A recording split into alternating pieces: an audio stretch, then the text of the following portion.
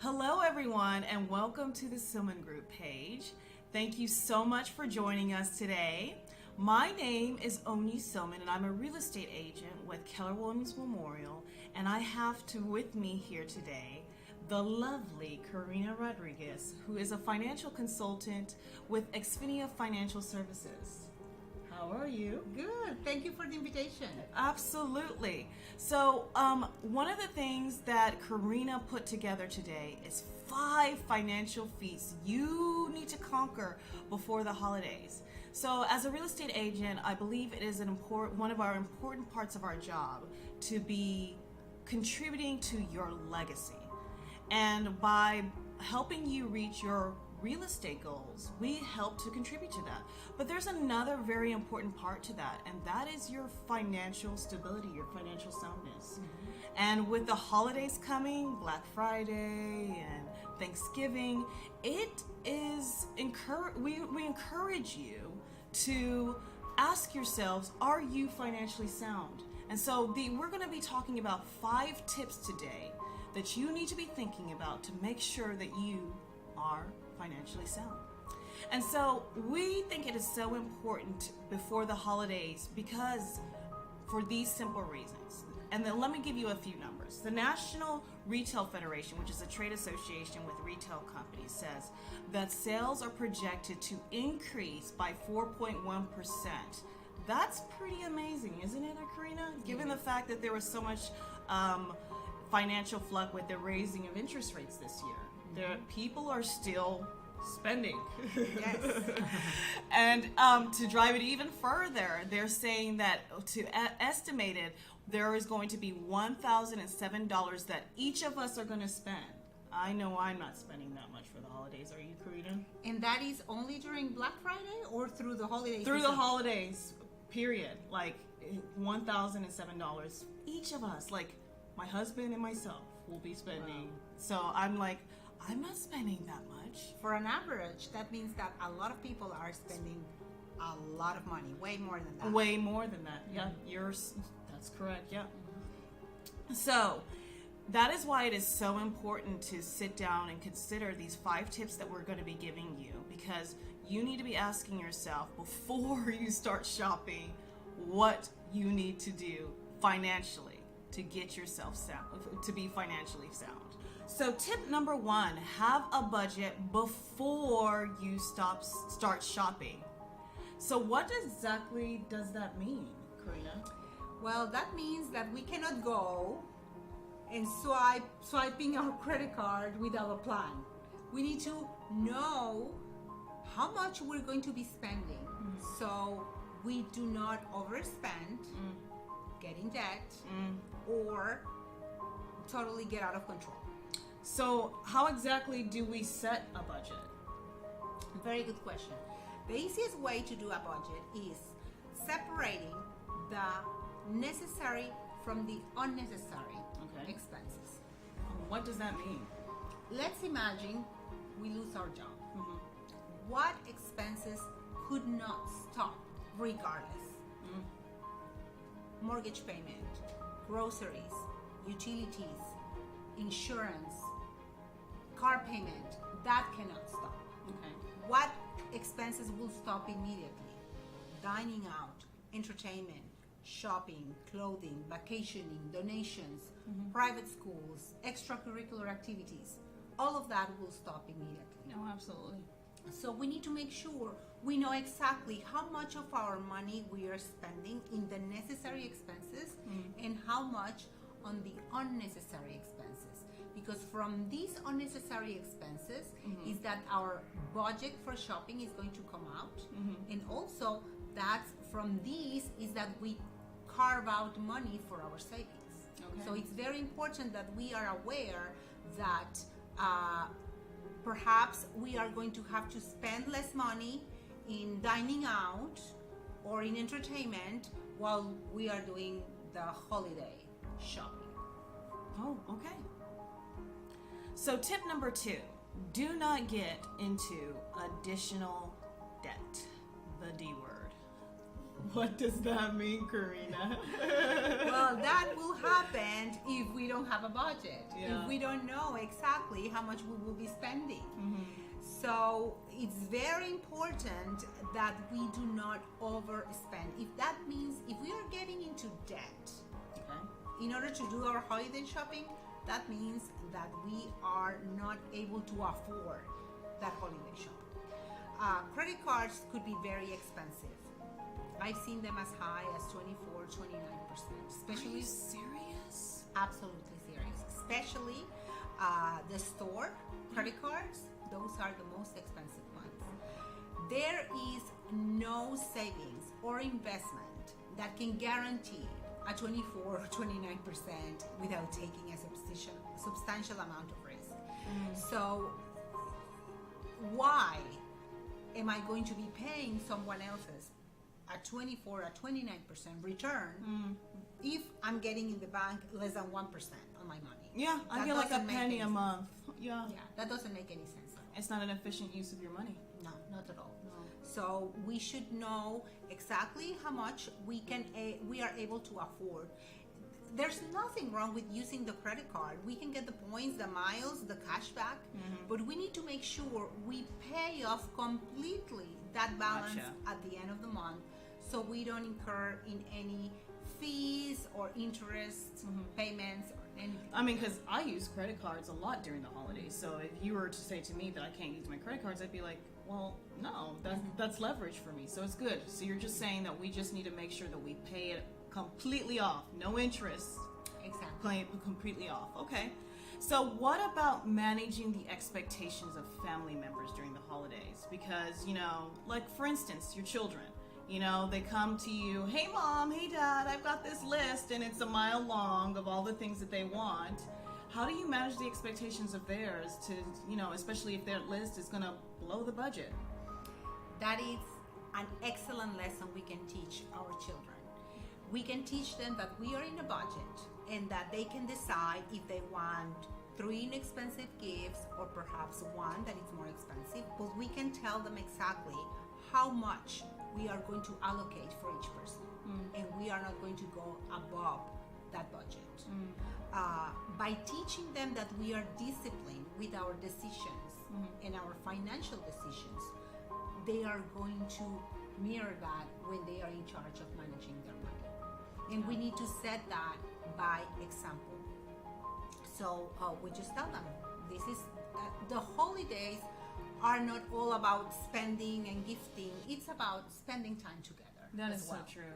And especially given the fact that financial literacy isn't taught in schools. The only way that we're going to learn it is from, like you said, example. Exactly. Yeah.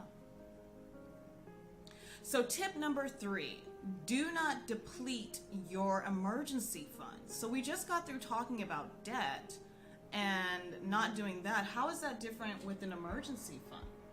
Okay, an emergency fund is at least 3 to 6 months of monthly expenses in a liquid reserve in case something happens, but something that is a real emergency. What if I lose my job? What if I'm in a car accident and I cannot work for 2 months?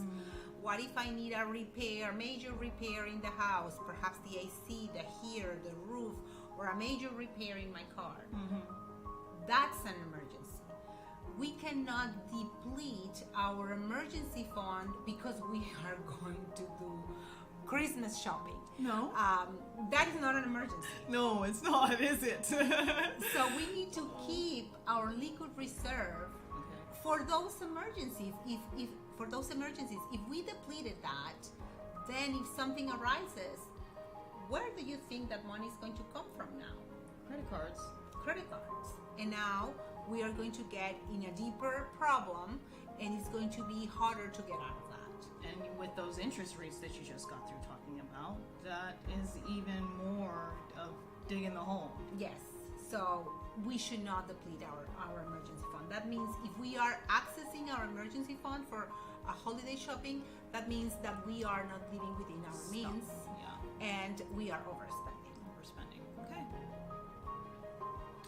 Tip number 4, make sure your savings plan is not interrupted. Wow, that's a mouthful. What does that mean? That means that we cannot stop our savings because we are doing holiday shopping. Our goal should always be to pay ourselves first. That means that we have a system where automatically we are drafting money from our checking account that is going into the savings or into the investment account.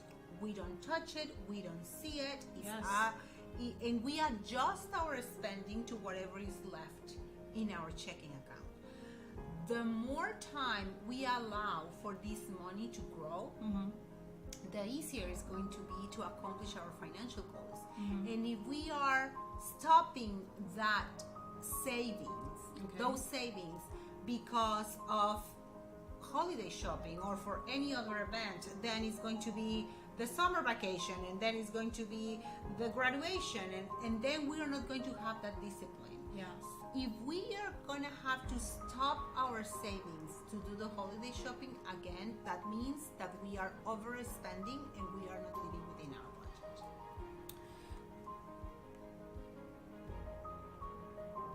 So, someone who has like a 401k or some other employer contributing plan, why would they need an additional savings plan? I mean, they're good. They have a 401k. That's what they're putting aside money every 2 weeks or every week to make sure that they have their savings plan.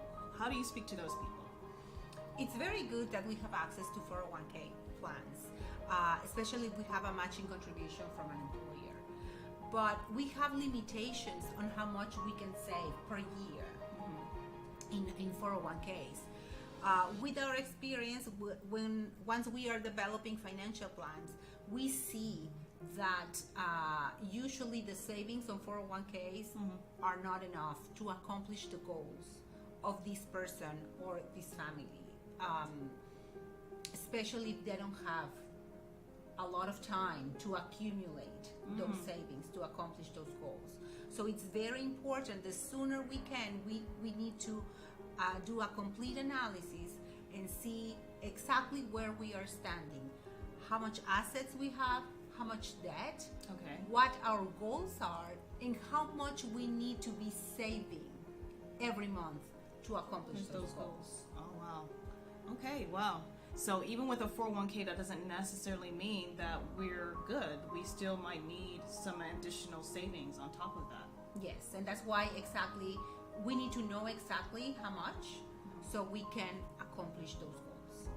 And so we have our last and final tip, which is make sure you have the proper protection. What does that mean, proper protection?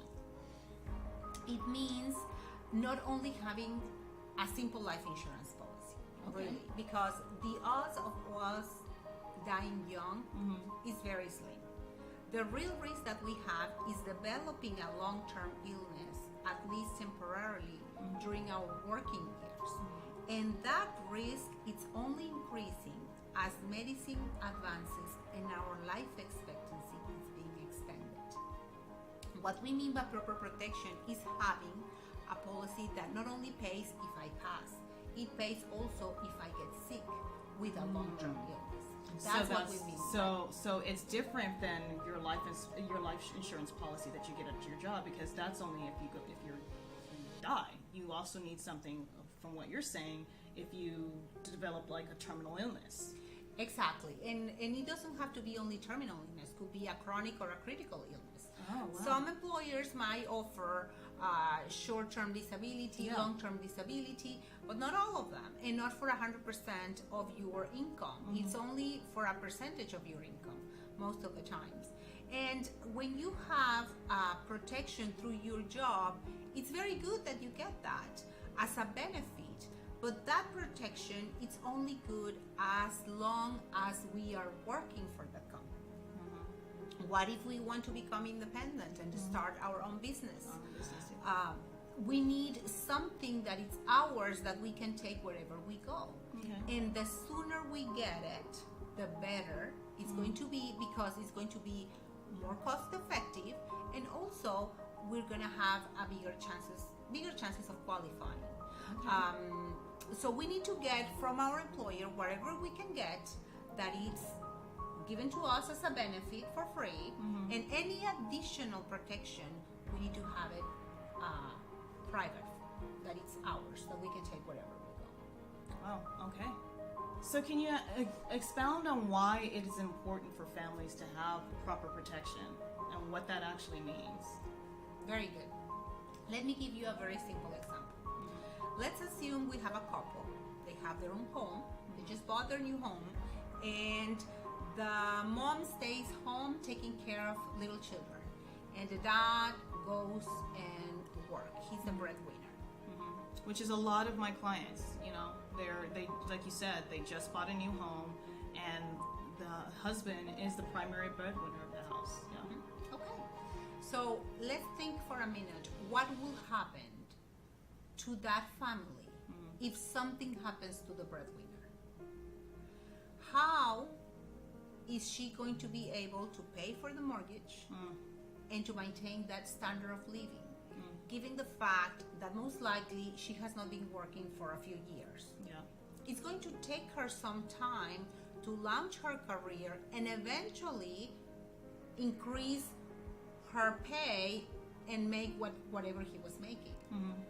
But she needs time for that. Or let's imagine that he didn't pass, that he got sick with a long-term illness. Oh, wow. How is she going to manage making money, taking care of him? Yeah, she becomes a caretaker now. And losing his income. Yeah. What will happen to that house? Most likely they will lose the house. Yeah. And how are they going to make a living and keep the standard of living that That's they are scary. used to? Yeah. So it's very important that each of them have the proper protection so they can continue with their lifestyle. And it's already, Ani, very stressful to lose someone or to have someone dear to our hearts going through a long-term illness. But imagine on top of that, having the financial stress. If we can get that peace of mind that we will only concentrate our efforts in dealing with this situation, and then, but we have the financial means to continue our standard of living until we have time to adjust and recover from that loss, and then we can start The new job. finding other means Yeah. to continue that Our lifestyle. Yeah. So let's go over those 5 tips again. Tip number 1, have a budget before you start shopping. Tip number 2, do not get into additional debt. Tip number 3, do not deplete your emergency fund. Tip number 4, make sure your savings plan is not interrupted. And the final one, make sure you have the proper protection.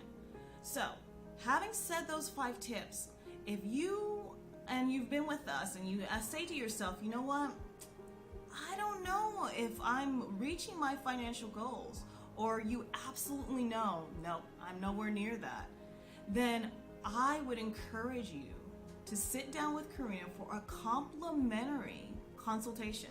She does a complimentary, so you can know whether or not you're financially sound and you're going to reach your financial goals. I have done it myself, and it has enlightened me and opened up my eyes, especially as a real estate agent, because we don't have a 401k. Yeah, so we have to be cognizant of all of those commission dollars that we're getting, that we're making sure that they are serving us efficiently, so that when we no longer can hustle for the dollars, that we're still being able to live, like you said, that standard of living. Of course. And if at any time you want to contact us, our number is 281-798-6303. Again, 281-798-6303, or via email at info@exfinia.com. It's EX F as in Frank, I N as in Nancy, IA.com. And so with that said, we are going to sign off, and we're saying a good happy holidays to you.